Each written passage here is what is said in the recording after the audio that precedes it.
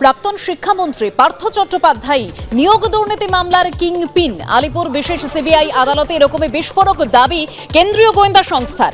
শিক্ষা দপ্তরের একাধিক আধিকারিককে দিয়ে নিয়োগ দুর্নীতি করেছেন। মিডলম্যানদের সঙ্গে সরাসরি যোগাযোগ ছিল পার্থ চট্টোপাধ্যায়ের।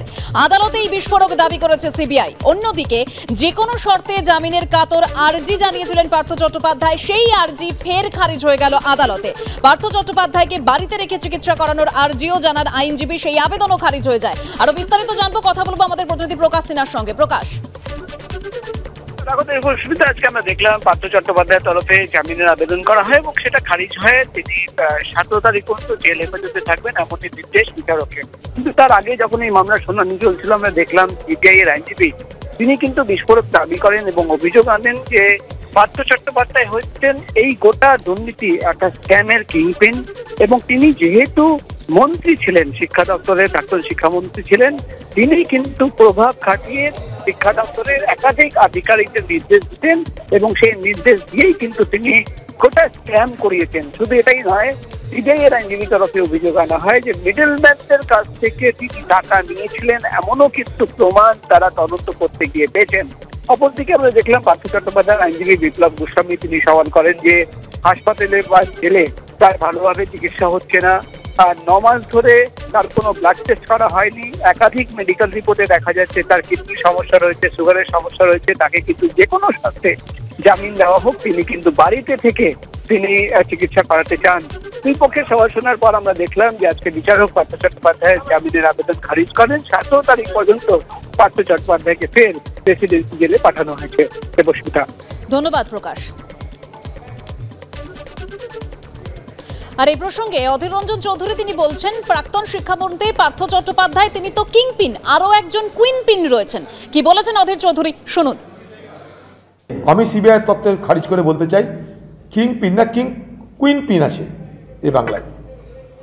কিংপিন নয়, কুইনপিন আছে। আর এই প্রসঙ্গে দেবাংশু ভট্টাচার্য কি বলছেন শোনাবো। আমরা পুরোটাই ছেড়ে দিয়েছিলাম আইন, আদালত, বিচার ব্যবস্থা এবং সিবিআইজি তাদের তদন্তের পরে। এখন 1.5 বছর তদন্ত প্রক্রিয়া হতে চললো, এখন তারা কিংপিন বলে দাবি করছেন। কিন্তু এরকম দাবি, এরকম বিস্ফোরক দাবি মাঝে মধ্যেই খোরাক হিসাবে বিরোধীদের জন্য তো সিবিআইজি প্রায়শই দিয়ে থাকে আদালতে। আজকে নতুন তো কিছু নয়, গত প্রায় 1.5 বছর 15 বছরে প্রত্যেক 15 দিন অন্তর অন্তর শুক্লপক্ষে একটা বিস্ফোরক দাবি, কৃষ্ণপক্ষে একটা বিস্ফোরক দাবি। এই দাবি তো তাদের একের পর এক হতেই থেকেছে, কিন্তু সেই দাবির সপক্ষে প্রমাণ কোথায়? প্রাথমিকে 2016 নিয়োগ প্রক্রিয়া 10 দিনের মধ্যে প্যানেল প্রকাশের নির্দেশ এবার বিচারপতি অভিজিৎ গঙ্গোপাধ্যায়ের। এমনকি তিনি আরো বলেন, প্যানেল প্রকাশিত হয়ে থাকলে প্রাথমিক পর্ষদকে হার্ড সফট কপি পেশের নির্দেশ। 42,949 জনের প্রাথমিক শিক্ষক নিয়োগের প্যানেল প্রকাশের নির্দেশ। 10 দিনের মধ্যে প্যানেল প্রকাশের নির্দেশ বিচারপতি অভিজিৎ গঙ্গোপাধ্যায়ের।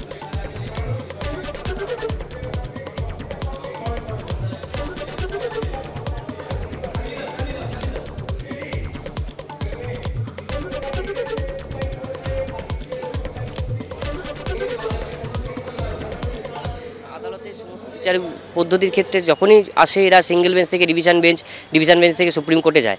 আলটিমেট এদের সদিচ্ছা যে আদতেও আছে কিনা সেক্ষেত্রে প্রথম প্রশ্নচিহ্ন থাকে। তার কারণ 5-6 বছর ধরে যারা চাকরি করছে তাদের প্যানেল প্রকাশ করতে এত সময় লাগে কেন? তার কারণ খুব স্বাভাবিক, একটা প্যানেলের উপর ভিত্তি করে তো এদের নিয়োগটা হয়েছে।